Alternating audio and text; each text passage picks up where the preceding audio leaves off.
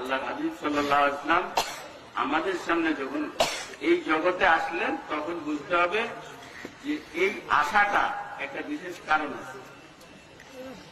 এইটা আমাদের জন্য অত্যন্ত বড় আনন্দের দিন।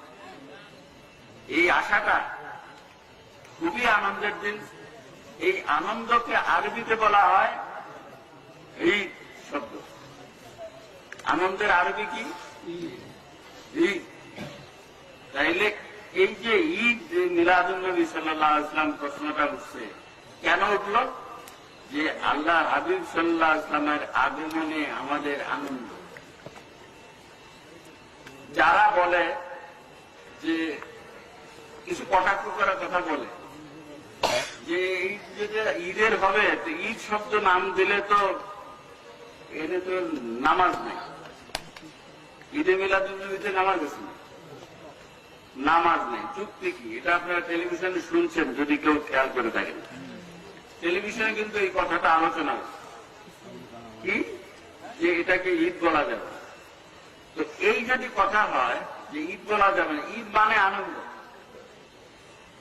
আপনার বাড়িতে একটা সন্তান জন্মগ্রহণ করছে, বহু বছর দোয়া তাবিজের পরে, বহু মান্যতের পরে একটা 12 বছর পরে একটা সন্তান হয়েছে। আপনার আনন্দটা কেমন? আপনার আনন্দ আছে কিনা? যদি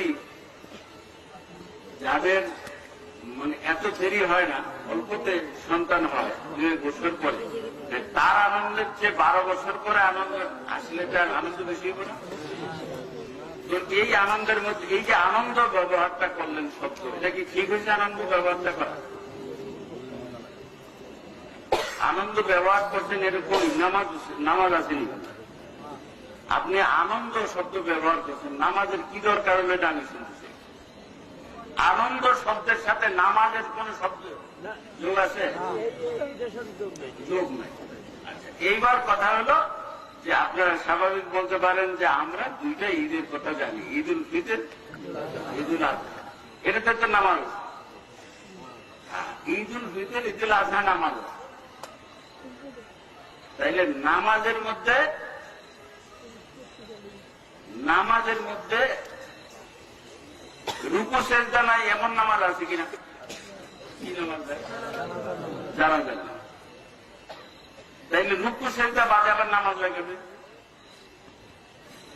নামাজ হয়, ঠিক না? রুকু সেজদা বাদেও নামাজ আছে। তাইলে বুঝতে হবে নামাজ ছাড়াও ঈদ হতে পারে। রুকু সেজদা ছাড়া যদি নামাজ হতে পারে, তো নামাজ ছাড়াও ঈদ হইতে পারে। ঈদ মানে আনন্দ। এটা নামাজের সাথে কি সম্পর্ক? এটা আনন্দ।